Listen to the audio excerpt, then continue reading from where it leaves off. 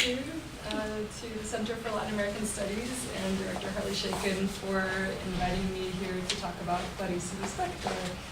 I earned both my BA and my PhD from Berkeley, so over a total of 15 years on this campus. So it's very special to be back.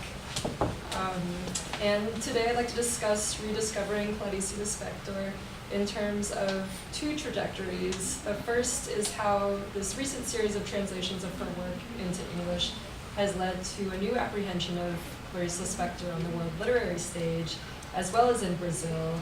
And the second is how my own experience of translating Lispector opened up a new way of understanding her work, after I had previously read and written about her from a scholarly perspective.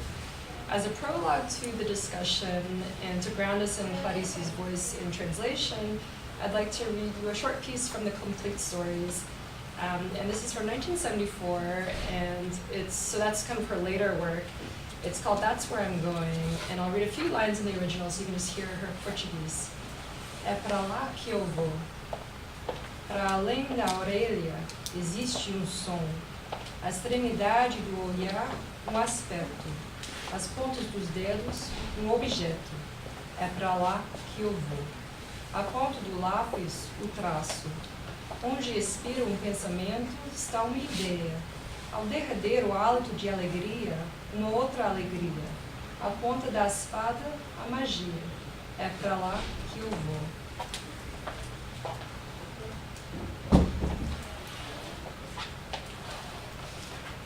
That's where I'm going. Beyond the ear, there is a sound. At the far end of sight, a view. At the tips of the fingers, an object. That's where I'm going. At the tip of the pencil, the line. Where a thought expires is an idea. At the final breath of joy, another joy. At the point of the sword, magic. That's where I'm going. At the tips of the toes, the leap. It's like the story of someone who went and didn't return. That's where I'm going. Or am I? Yes, I'm going. And I'll return to see how things are, whether there's still magic. Reality? I await you all. That's where I'm going. At the tip of the word is the word. I want to use the word soiree and don't know where and when. At the edge of the soiree is the family. At the edge of the family am I. At the edge of I is me. To me is where I'm going. And from me I go out to see. See what? To see what exists. After I am dead, to reality is where I'm going. For now, it is a dream, a fateful dream. But later all is real. And the free soul seeks a place to get settled. Me is an I that I proclaim. I don't know what I'm talking about. I'm talking about the nothing. I am nothing. Once dead, I shall expand and disperse, and someone will say my name with love. To my poor name is where I'm going. And from there I'll return to call the names of my beloved and my sons. They will answer me. At last I shall have an answer. What answer? That of love. Love. I love you all so much. I love love. Love is red. Jealousy is green. My eyes are green. But they're so dark a green that in photographs they look black. My secret is having green eyes and nobody knows it.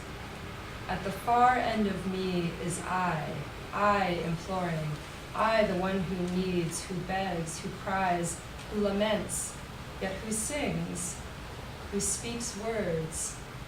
Words on the wind? Who cares? The winds bring them back and I possess them. I at the edge of the wind. The wuthering heights call to me. I go, witch that I am, and I am transmuted. Oh dog, where is your soul? Is it at the edge of your body? I am at the edge of my body. and I waste away slowly. What am I saying? I am saying love, and at the edge of love are we. So that's one of the stories that I would call more of a prose poem, and I think those of you who've read this collection or parts of it, or who will read it, you'll find that they just range across just a great variety that really challenge how you understand what a short story can be. So I'll get into, so in my talk, the first part is Clarice Lispector enters the world literary canon.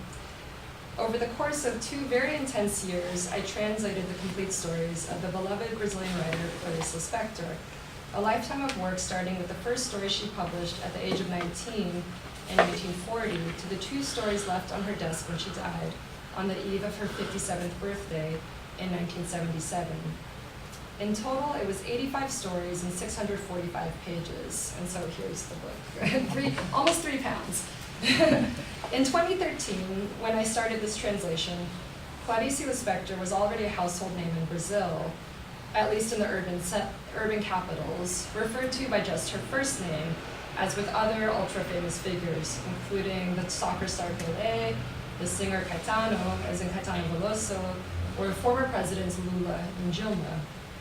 Nearly 40 years after her death, the work of Clarice Lispector has not only required reading in Brazil, but she's also attained the status of mystic, sage, and glamorous literary icon, all rolled into one.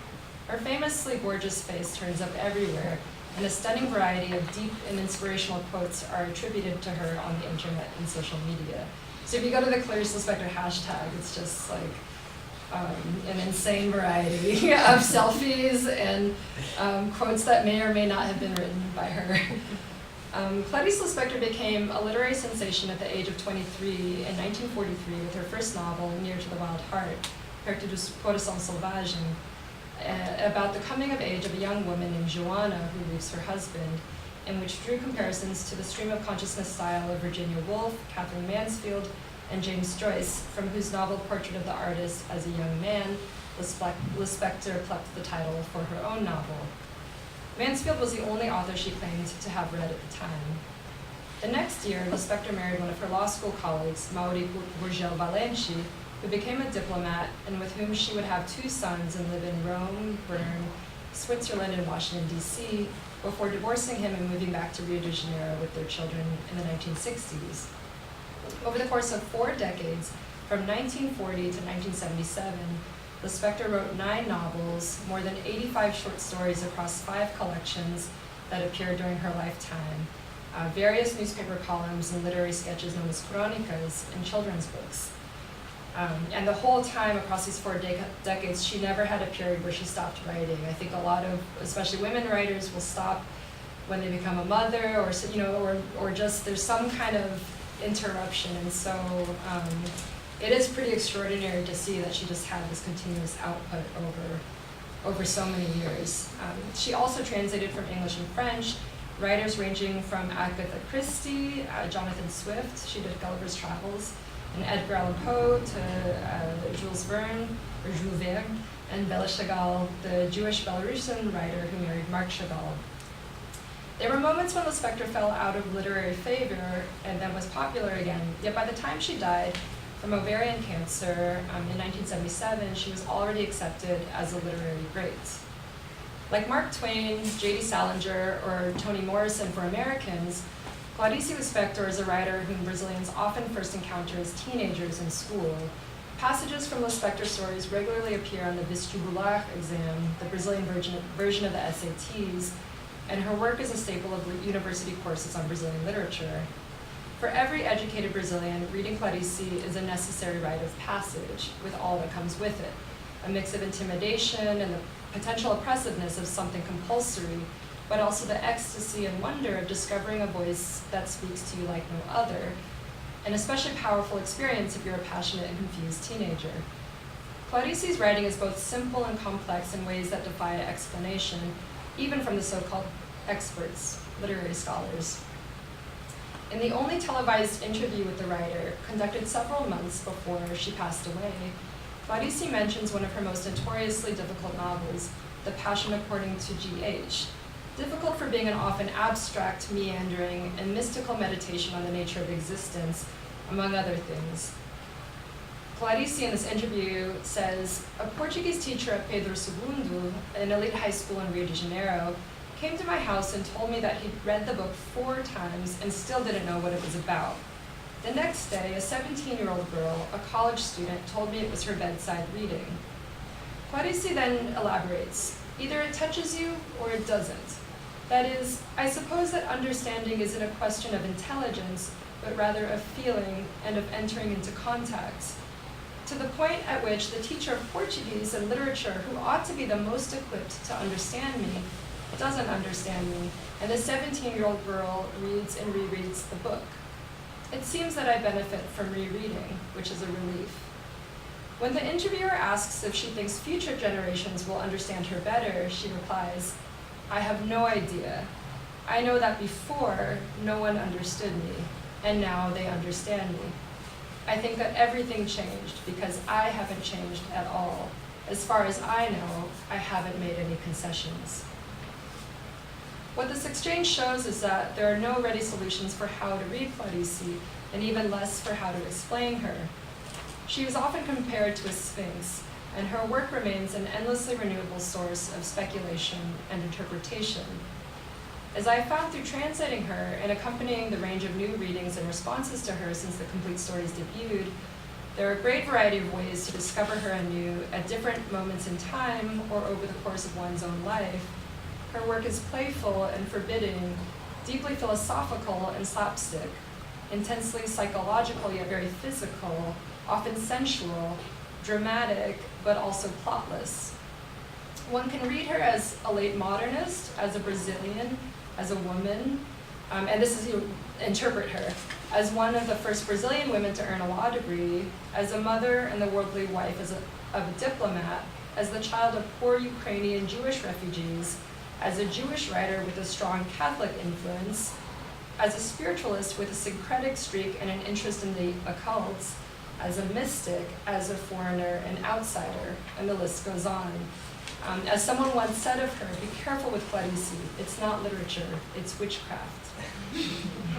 Despite her outsized cultural status in Brazil, Clarice Lispector has remained a cult figure on the world literary stage until very recently, her name being something of a secret handshake among those in the know, especially scholars of Latin American literature and feminist critique.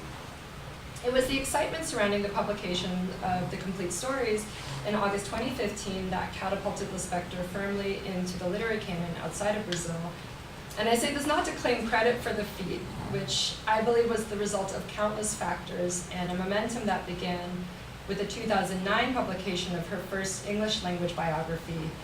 And this momentum just took on a life of its own after a certain point. And while my translation has played a part in what's been called Lispector mania, it has also given me the opportunity to witness the expanding reception of Lispector's work in real time and to reflect on the role of translation and literary publishing in shifting the boundaries of the recognized world literary canon.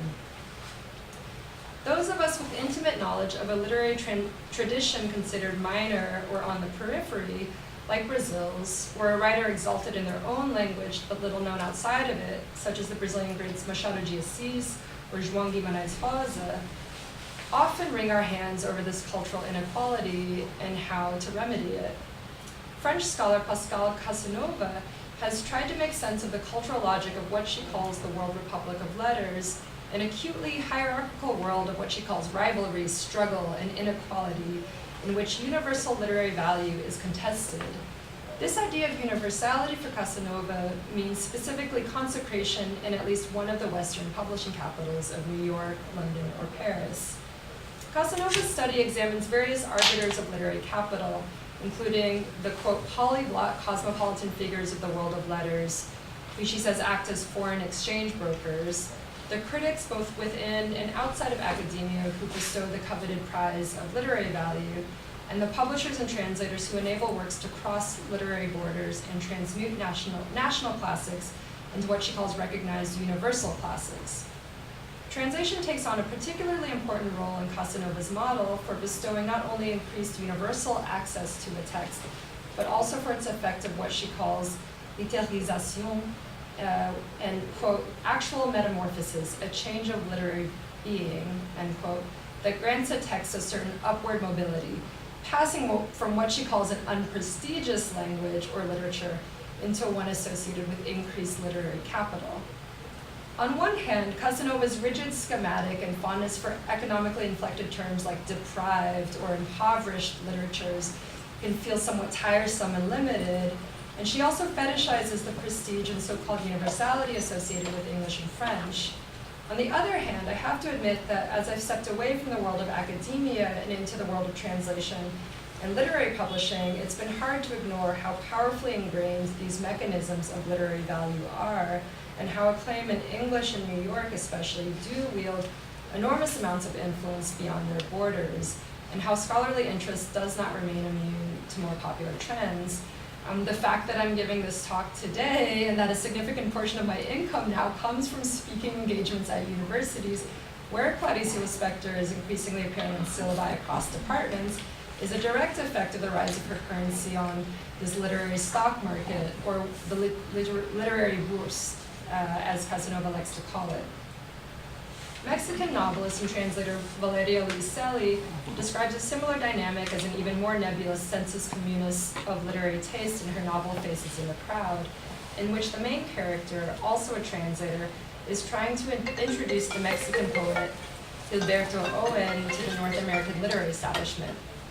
She writes, quote, "That's the way literary recognition works, at least to a certain degree.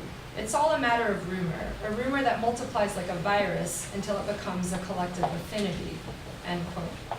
Luiselli herself was one of the first reviewers to praise the Complete Stories, declaring in Publishers Weekly that, quote, "The Complete Stories is bound to become a kind of bedside Bible or I Ching for readers of Lispector, both old and new," end quote. One of the earliest major influencers of literary prestige was the New York Times, which ran a glowing review of the Complete Stories on the cover of its Sunday book review, the first for a Brazilian author, and an honor that was eagerly reported throughout the Brazilian press. And there is no reciprocal effect when an American novel appears on the front page of the Ilustríssima culture section of Folha de São Paulo, which is like Brazil's New York Times. And then after that, so this was what happened in August of 2015. I watched as these kind of hyperbolically rapturous reviews came out nearly every day as this kind of virus or consensus spread. And people grasped for ways to comprehend and identify the shock of a newly recognized literary talent. So it was really interesting for me to watch the ways that people tried to situate her, and situate Clarice in this international canon by comparing her to a really dizzying range of writers. So from Kafka, Borges, Nabokov, Chekhov, Woolf, Joyce, Sartre, Wittgenstein, Gertrude Stein, Edith Wharton, even Ovid, Rabelais, and Groucho Marx. After a certain point, this divergent collection of comparisons begins to lose meaning or just seem somewhat absurd, but I also take it as a sign of how far-ranging the effect of Lispector's writing is, and how urgently critics wanted to assimilate her into the canon by attaching her to other writers who were already consecrated. One reviewer wrote, quote, "This welcome overdue publication of the Complete Stories of Clarice Lispector fills a hole in our literary history that many of us didn't even know existed." Another referred to the Lispector mania as the Bolaño treatment, a nod to the explosive popularity of Chilean writer Roberto Bolaño after The Savage Detectives came out. In the year and a half since the Complete Stories launched, I've noted how Lispector has gradually moved away from the formerly necessary qualifiers like the great Brazilian writer, the greatest Jewish writer since Kafka, the Brazilian Virginia Woolf, which is they asked Karl Lagerfeld, the head designer of Chanel, what he was reading. He said, "I'm reading Clarice Lispector. She's the Brazilian Virginia Woolf." So just a sign of how this is entering the mainstream. And then another kind of qualifier that got thrown about, that actually Benjamin Moser, he wrote, and it got picked up by different publications, was a female Chekhov on the beaches of Guanabara. So I kind of witnessed this in the past since the biography and new translations came out from 2009 till now, I've witnessed these kind of necessitating qualifiers, and suddenly I think about sometime in the last year, I've noticed a new space in which writers in English will just drop casual references to just Clarice Lispector, or just Lispector, and sometimes now even just Clarice, with the assumptions that their readers should already know who she is and why she's important. And I keep spotting Lispector quotes in contemporary American writing. So yesterday, I took a break from revising this talk, and I opened a new book by the poet Mary Ruefle. Does anyone know her? She's great. My Private Property. Yes. Okay. And so I open it up just to take a break, see, think about something else. And after 2 pages, I come across an epigraph from Clarice Lispector. Once upon a time, there was a bird, my God. And then she starts the story. I wonder about the day when postcards of Clarice's gorgeous face will appear next to those of Virginia Woolf, Joan Didion, Colette, and Simone de Beauvoir in bookstores and gift shops, and whether it will be a sign of literary triumph or cultural decadence. You kind of don't know what's a victory in this case. But I think for me, as director Harley Shaken was saying, it's you do want people to actually read the work of this great writer. So at a certain point, this is kind of this change for me of moving from academia into a more kind of, New York-oriented publishing space, is that I see that the ultimate effect of some of these ways of kind of selling Clarice Lispector, or the ways that people try to understand her in the popular press, the effect is that more people are reading her, and that has been a really special thing to witness. And so Pascal Casanova places a heavy emphasis on the role of translation in forming this who's who in the World Republic of Letters, yet one limitation of her perspective is that she mainly recognizes the fact that translations occur as a generator of kind of literary prestige, but she doesn't go further to consider the effect of the particular quality or approach of the translation, or the role of retranslations and translation series on getting a certain collective audience to recognize a great author's work. And I would argue that the specificities of the translation process across these 6 new translations of Lispector have been a major driver of the momentum behind this recent wave of interest in Lispector.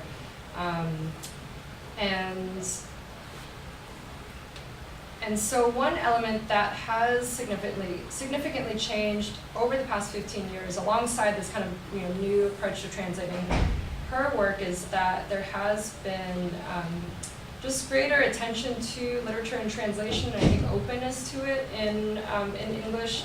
People always talk about this statistic where only 3% of literature translated, 3% of literature published, of books published in English are in translation, and so it's a pretty tiny number.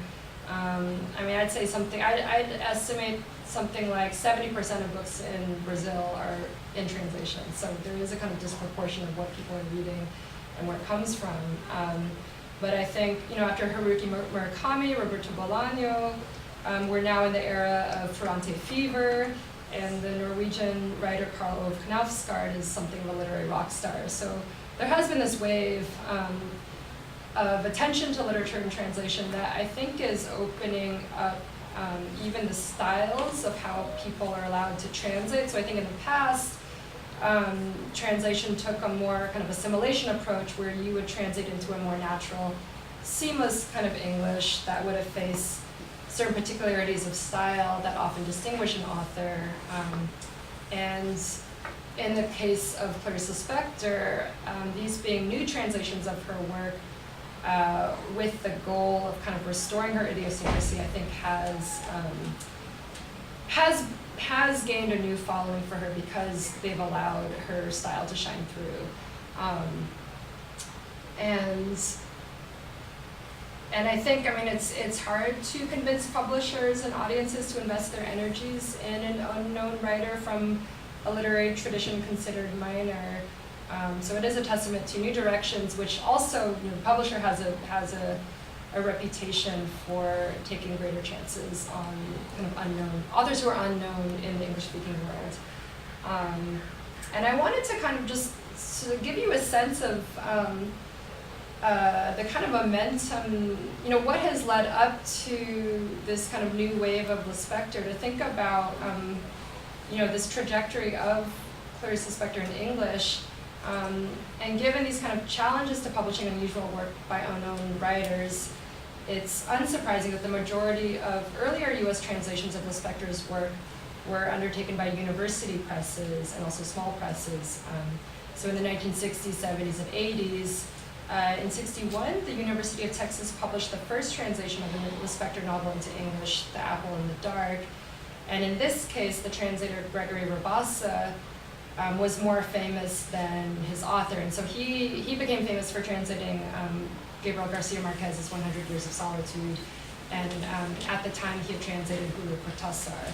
So in his first iteration, Lispector was kind of grouped into the Latin American boom. In the 1980s, there was a kind of second wave of Lispector interest through feminist critique after the influential French feminist philosopher Hélène Cixous launched the first of several books talking about Clarice Lispector, who became kind of a muse for her theory of la culture féminine, or feminine writing. And so Cixous' attention led to a series of Lispector translations into French in the 1970s and 80s by Les Femmes Press, which focused on literature by women. And so before this iteration, a lot of the people who knew Lispector in the States were people coming out of women's and gender studies departments, because she's often taught in that context. So it's kind of Latin American literature and women's literature and feminist critique. In the 1990s, I'd say, it's hard to kind of pinpoint what led to these different translations, but there was this kind of multicultural wave. And so New Directions in the US and Carcanet in England put out further translations of Lispector's novels. And so I'd say, at the same time, what I didn't realize before, but what I've kind of learned through doing a lot of events and talking to a lot of writers, is that at that time, also in the 1990s, she was being taught in a lot of MFA programs. So it's kind of like the academics and the poets and writers are the kind of first wave to seek out the kind of undiscovered literary gems. And so I think these kind of previous generations of Lispector scholars and translators laid the groundwork for her kind of entering a more literary mainstream. But definitely there was a newer momentum behind this latest series of translations. So the series itself was launched as a result of Benjamin Moser's 2009 biography, Why This World? So that was the first English language biography. So people had no idea who this fascinating woman was. Her family were Ukrainian Jews who escaped pogroms in the 1920s and came to Brazil. And so she just has a very interesting life story. And so the success of the biography, which was put out by a university press, so it was Oxford University Press that put it out. So once again, it's a university press that's taking a chance on a kind of unknown but potentially fascinating author. And so New Directions actually decided to reissue an old translation of The Hour of the Star, Lispector's last novel, after the success of the biography. And Benjamin Moser said, "No, you can't. These are problematic. I'll translate The Hour of the Star for you." And he convinced New Directions to do an entire new series of translations. So that's how this all started. So the biography came out in 2009. The Hour of the Star came out in 2011. In 2012, New Directions published 4 novels at the same time, all by 4 different translators. So then 3 years passed, and so by the time my translation of The Complete Stories came out in 2015, you kind of had this momentum and word of mouth going around. But I do think that the stories pushed Lispector's acclaim to a new level, in part because they are more accessible than the novels as a point of entry into Clarice.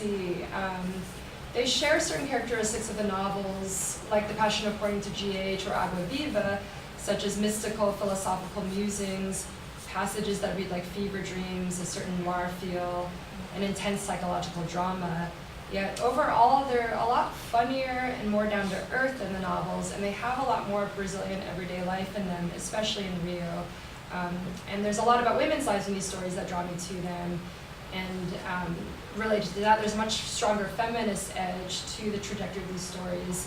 And they just ask less of the reader than an entire novel. So I think that this was, whenever I want to start people on the Spectre, I say start with the short stories. So, and now I have my own translation that I can recommend.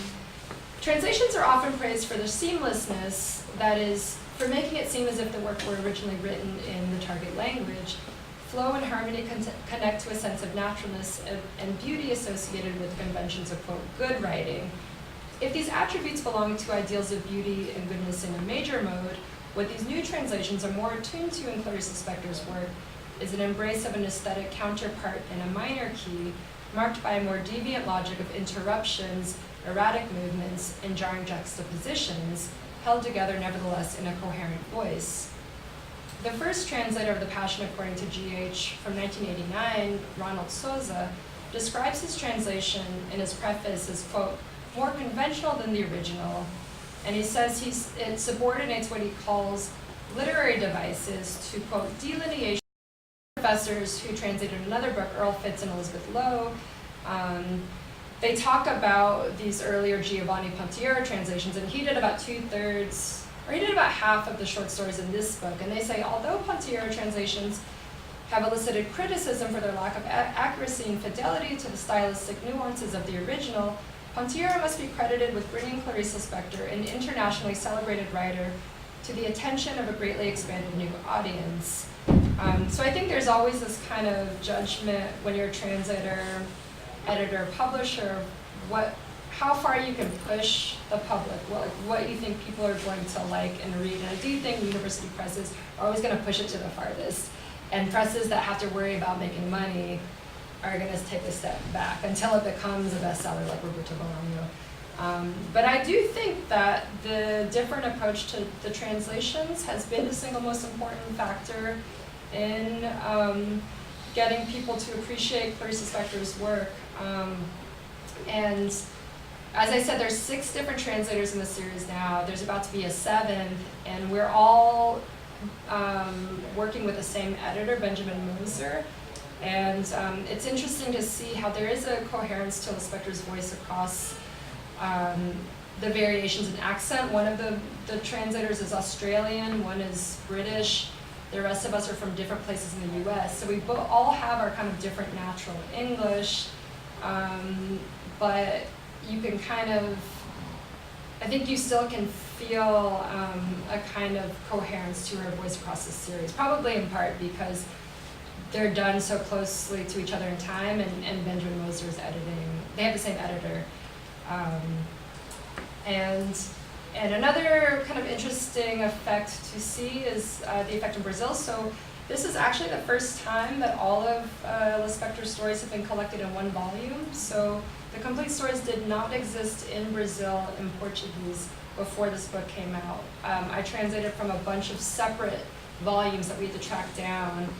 And it was after the success of the book in the US, after it made the cover of the New York Times Review, that in Brazil they decided to put Todos os Contos out. And they have the exact same cover, exact same font, exact same book design, same thing in Portugal. So it's been kind of crazy I think it should have existed before, but now there is this incredible literary resource where you have all of her stories collected in one place. But this has become a kind of iconic book.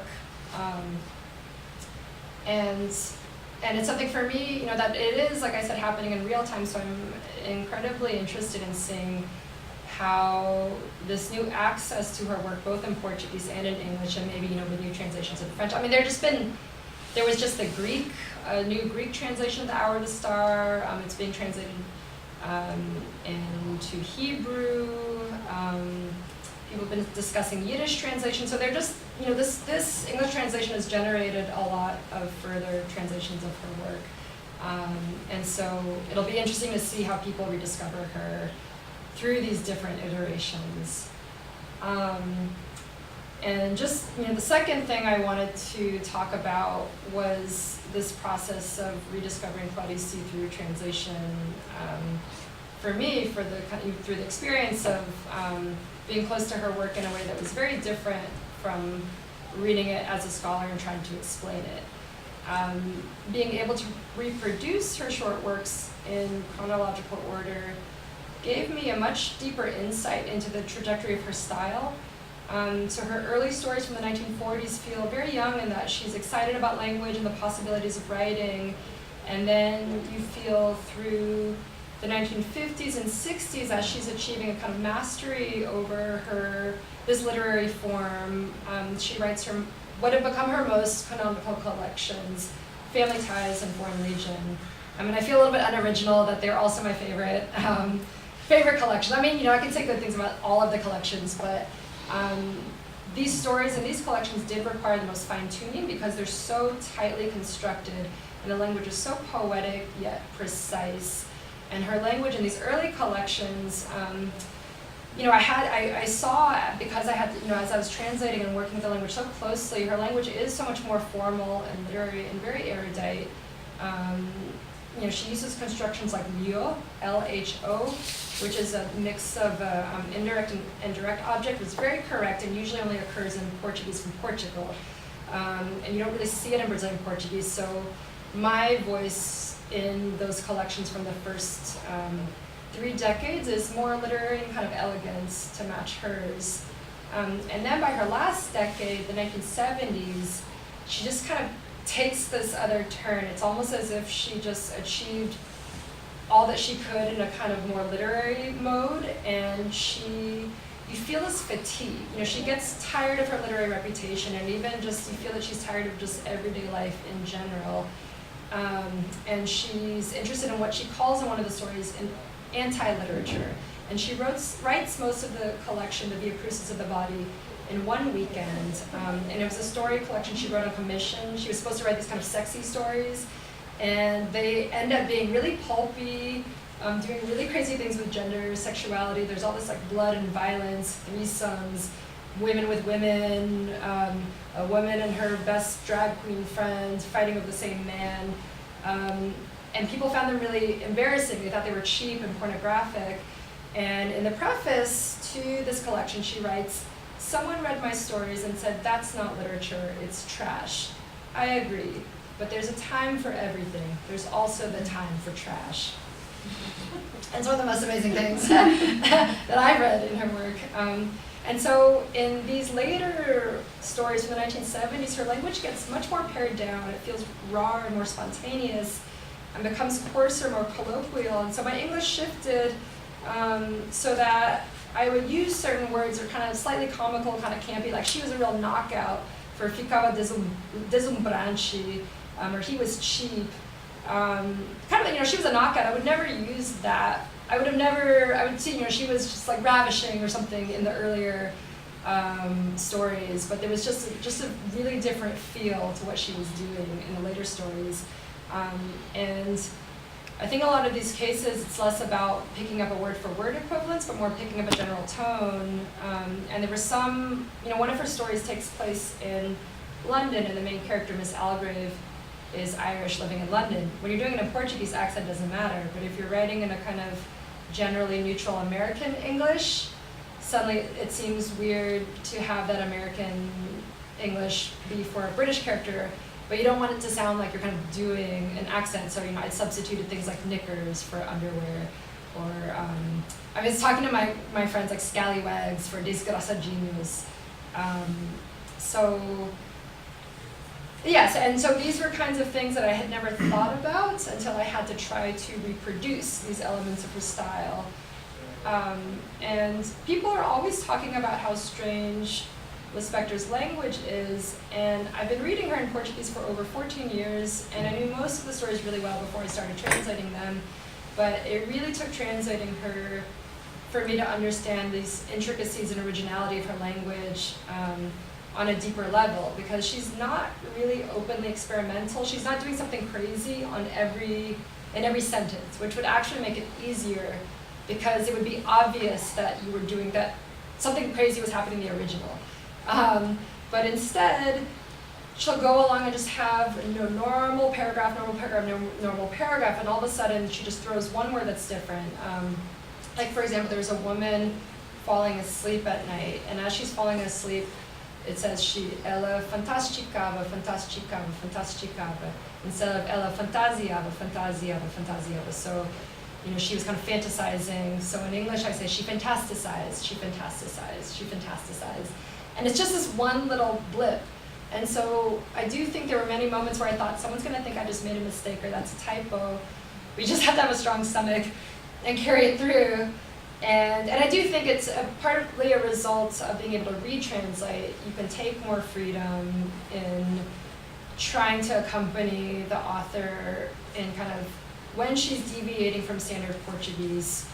You try to figure out how you can bend English in a way that's still somewhat convincing.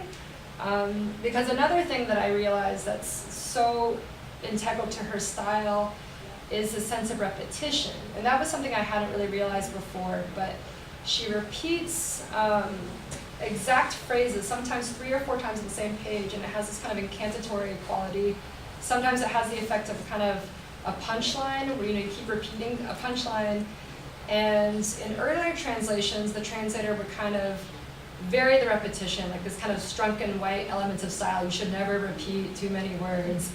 And it really just breaks the rhythm. So I think for me, what I came to understand about her style in Portuguese is that kind of, even though she will throw these wrenches into regular Portuguese, there's a sense of a constant rhythm in her voice that keeps it going and that gives it a coherence. And so for me, one of the elements that I was most attuned to in this translation was thinking about the rhythm. So I would often go back and read the Portuguese after I was way far into the English to just hear it.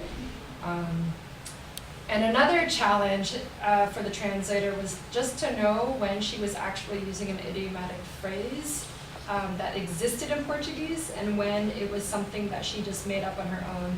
And she's such a good writer that she makes up things that sound like they're idioms that already exist. Like queixo fugitivo, there's a character that has this queixo fugitivo, which is a fugitive chin. And I thought, what is that? Like a weak chin, a kind of melty chin? Is that something? Do I need to describe? Explain that? And people said, no, that's just her. That's just Parisi. In another story, Happy Birthday, this kind of elderly matriarch who's sitting at the head of the table. She's looking at her family who she hates. Everyone's there. It's her 89th birthday. They're all gathered pretending they like each other to have cake and salute grandma. And she's just kind of looking at them in disgust, and she calls them carne. They say they're not even carne da minha carne, they're carne do meu joelho. So they're not even flesh of my flesh, they're flesh of my knee. And so that's something that you can do. You can make that joke in English, but the previous translator just kept it as flesh of my flesh, maybe perhaps thinking that flesh of my knee, what is that? So I think you do have to kind of pay attention to when she's varying from something that already exists. But other times she just do things like she turns the verb morrer, which means to die, into a transitive verb. So in Brasilia, she says, I love you so much, and I love you so much that I die you. Eu te morro. So I just had to follow her lead and say, I die you. And I think in those moments, again, I think it comes out of kind of an understanding and a respect for an author's style and the kind of deliberateness and coherence of that style. If you don't understand what they're trying to do, but you still see it happening, I think you just have to take it on faith that they knew what they were doing, or that there's some kind of effect that is working. And I would rather have the reader just have I die you than me maybe take like the 16th definition of morrer in the Huais dictionary, which is like the Oxford English Dictionary, that means something about passion, and change it more directly into like some banal statement about passion. So yeah, I mean, I think just in this final these final thoughts on the process of translating, a major challenge of the translation was just for me to be aware of how high the stakes were, to be aware of how important the spectre is in Brazil, and to feel that my translation had to do justice to her talent. And I think one of the most common ways of talking about translation is in terms of fidelity and betrayal, so as kind of faithfulness to the source text. And in this model, the source text is the sacred text. And when it's a canonized writer that people have very passionate feelings about, like Clarice Lispector, that text can take on the kind of resonance of like the Bible. And people love to drag out this old Italian chestnut, traduttore, traditore, to point out how translation is akin to betrayal. And it works also in Portuguese and a lot of Romance languages, so that the word for translator is just one sound removed from the word traitor. So translator, traitor. You're always betraying the text. You're always failing. And so, in this narrative where the original is akin to scripture, standing in for this ideal of pure language that Walter Benjamin fantasizes about in his monumental essay, The Task of the Translator is eternally trapped in the wreckage of the Tower of Babel, blindly groping about in the rubble and trying to piece together something that can never be seamless and can never be whole. So in this narrative, the translator is destined to be a hopeless sinner and can never achieve the state of grace. So you can see why this could be a really paralyzing way of thinking about your project. And so I think for me, it was really important to start thinking about the translation as both interpretation and performance, rather than a kind of exegesis of a sacred text and something where something is always being lost in the translation. And so I think, translation is interpretation. Sometimes I had to decide when a mulher was just a woman and when she was a wife, because it's the same word in Portuguese. Was a mulher vulgar a common or vulgar wife woman? And this is something we've talked about in our, I'm translating some poetry with Brenda Hillman, and there's a line, is it, I was a vulgar woman or I was a common woman? It's really different in English, and it's the same word in Portuguese. And one of my biggest fights with my editor was over the translation of escritora fallida, which means failed writer, and which he wanted to translate as failed woman writer. And to me, in that moment, it had to do with how you're understanding Portuguese versus English. So his argument was that escritora, when someone who's reading that in Portuguese has all the information there, that it's a woman and a writer. So for him to say woman writer was just a basic translation, open shut case. For me, I think, and this is my argument, was that when you say woman X, in English, to put woman profession, woman doctor, woman president, woman writer, you're kind of charging that term with a kind of, with some kind of political weight, and you're thinking about the gender. And, we got the pronoun of, that it was a woman later on, and my argument was, you don't say the woman president of Brazil met with the woman president of Germany. There's another story in which there was a male secretary, and I can say, I told him, I can guarantee you that everyone who reads that is going to assume it's a female secretary, but we don't say the male secretary. And I think the last point that finally convinced him, besides me saying my name's going to be in the book, I don't just know, was just that, I said, well, Clarice was a feminist, but she didn't call herself one, and I don't think she would have been so heavy-handed as to say the failed woman writer. But you can see, there are all kinds of ways to interpret, and one of the biggest interventions that I made was to translate galinha as chicken instead of hen. So in previous translations, galinha was hen. So o ovo e a galinha, the egg and the chicken, was the egg and the hen. Uma galinha was a hen. And for me, again, it was it came from knowing her work very well and thinking, well, for me and Clarice, chickens are always kind of this awkward, squawking female character. They get no respect. They're the butt of the joke. They're what's for lunch. And so, chicken is this kind of thing. I think it's a more ridiculous word. You've got rubber chickens, they're, riddles and jokes often use the chicken, and also it's what we eat, You eat a chicken sandwich, you had chicken for dinner. And in O Ovo e Galinha, that's one of her most puzzling stories, and it is echoing the conundrum, o que veio primeiro, o ovo ou a galinha? What came first, the chicken or the egg? Only when you say it in Portuguese, you say the egg or the chicken. But you know, I mean, there's never one right answer. It's all interpretation. And so I think at a certain moment, you know, in that story, The Egg and the Chicken, Lispector writes, understanding is the proof of making an error.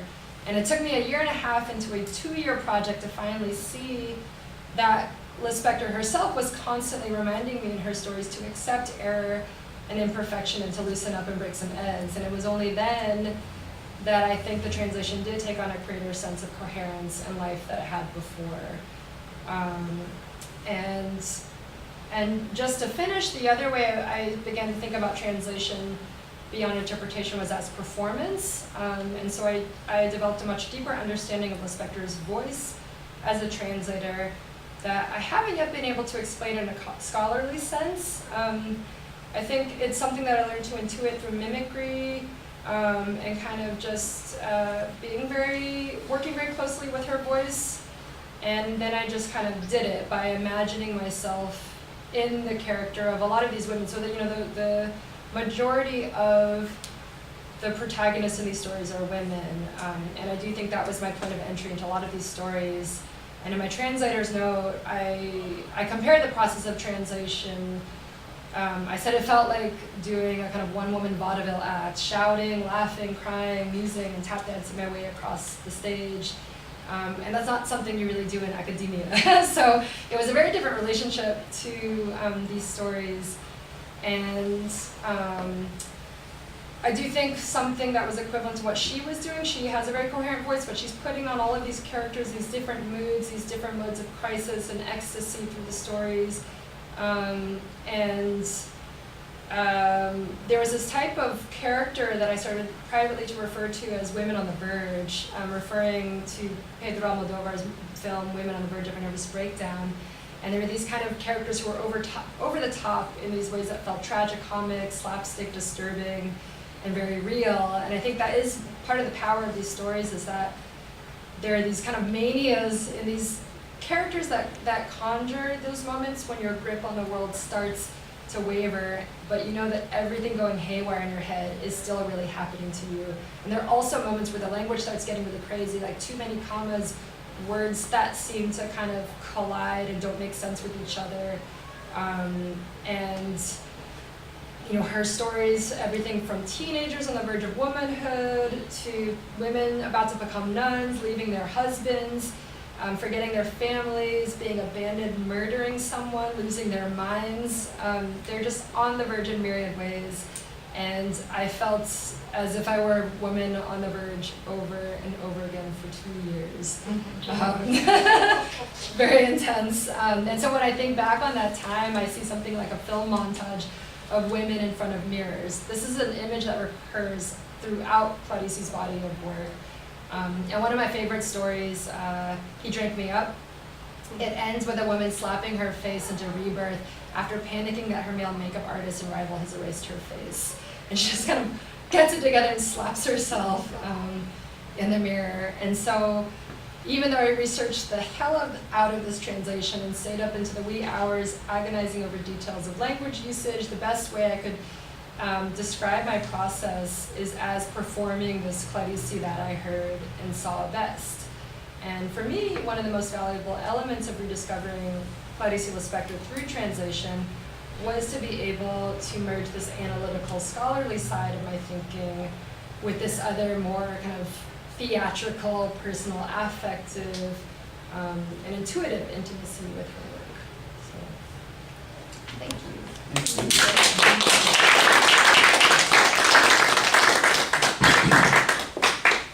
We have time for a few questions if you'd like to ask them. What languages did you say she spoke? How many languages? French, Portuguese, English. She most likely spoke Yiddish at home. Some Yiddish, I mean, Portuguese was her native language.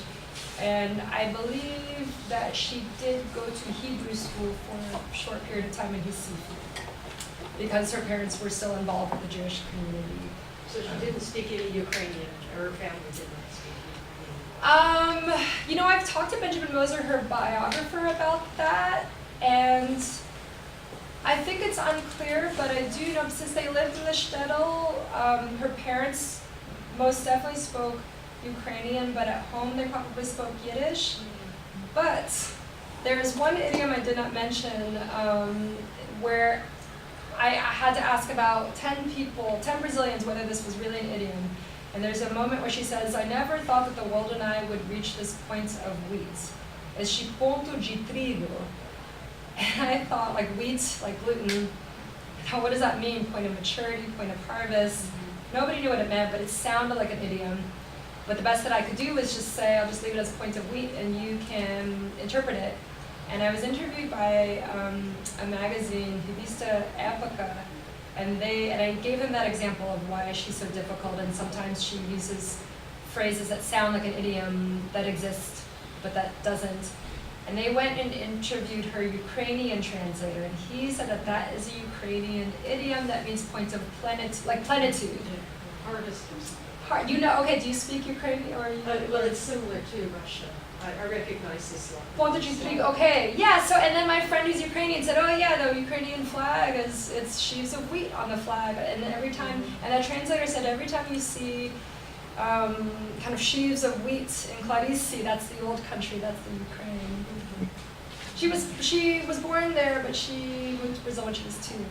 But yeah, I mean, that's been something that's very fascinating for me, I couldn't have known, you know.